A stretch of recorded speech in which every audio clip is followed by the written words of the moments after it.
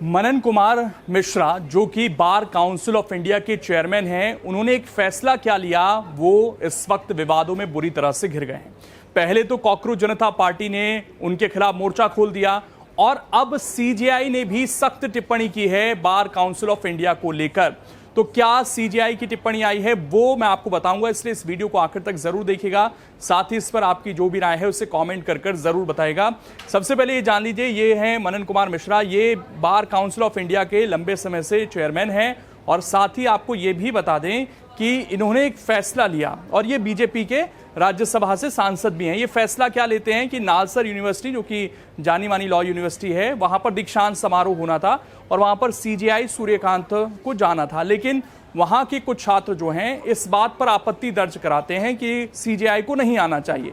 अब जैसी खबर आती है ये फैसला ले लेते हैं कि जो भी वहां से इस वक्त ग्रेजुएट हो रहे हैं वो आगे जाके एनरोलमेंट नहीं करा पाएंगे। यही फैसला जो है कॉकरोच जनता पार्टी ने देखिए इसको लेकर मोर्चा खोल दिया और साफ तौर पर अभिजीत दीपके ने ये लिख दिया कि ये राज्यसभा की जो सीट इनको मिली है उसका जो कर्ज है एक तरह से वो चुका रहे हैं, ये अभिजीत दीपके यहाँ पर कहने की कोशिश कर रहे हैं।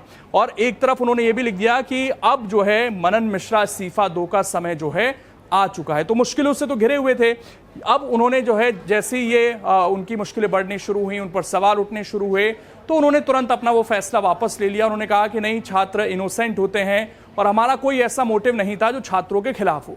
लेकिन अब जो सबसे बड़ा झटका यहां पर मनन मिश्रा को लगता हुआ नजर आया है वो है सीजेआई की तरफ से, क्योंकि उनके इस फैसले पर सीजेआई ने भी सख्त टिप्पणी कर दी है। अब सीजेआई ने क्या कहा है जरा वो आप यहां पर देखिए।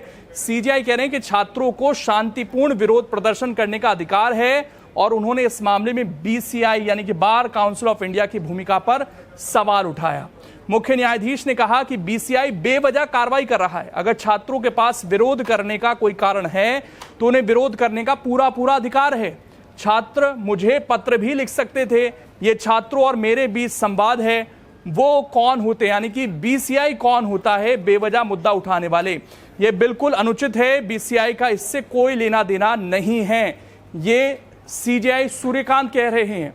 उन्हीं के पक्ष में एक तरह से देखें तो बार काउंसिल ऑफ इंडिया ने फैसला लिया था, लेकिन सीजेआई खुद उनके फैसले पर सवाल उठा रहे हैं और कह रहे हैं मैं खुद छात्र जीवन के दौरान छात्र गतिविधियों में शामिल रहा हूं, वो शांतिपूर्वक अपनी आवाज उठा रहे हैं, उन्हें इसकी अनुमति मिलनी चाहिए।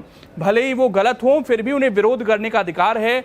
उन्हें कौन रोक सकता है जब तक वो कानूनी और शांतिपूर्ण तरीके से अपनी आवाज उठा रहे हैं, उनकी बात सुनी जानी चाहिए। बार काउंसिल या कोई अन्य संस्था इसमें हस्तक्षेप क्यों करे। तो भैया यहाँ पर सीधे सीधे जो है सवाल उठ गए हैं और सीजेआई ने भी सवाल उठा दिए हैं कि मामला तो मेरा और छात्रों के बीच का था, मेरा विरोध हो रहा था वहां पर, तो बीसीआई इसमें बीच में क्यों आया।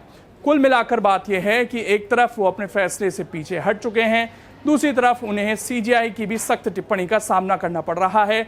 ऊपर से कॉकरोच जनता पार्टी भी लगातार उनके खिलाफ जो है ट्वीट पे ट्वीट किए जा रही है। सौरभ दास ने कई मुद्दे जो हैं वो उठाए हैं, उनके पुराने ट्वीट वायरल किए जा रहे हैं और अभी यहाँ पर कुल जमा बात यह है कि मनन मिश्रा की मुश्किलें जो हैं वो बढ़ती हुई नजर आ रही हैं। हालांकि उन्होंने अपना फैसला वापस ले लिया है, तो देखना यही है कि सीजेपी इस मामले को यहीं छोड़ देगी या फिर अभी इस मामले को और आगे लेकर जाएगी। बाकी इस पर आपकी जो भी राय है उसे आप कमेंट कर बता सकते हैं।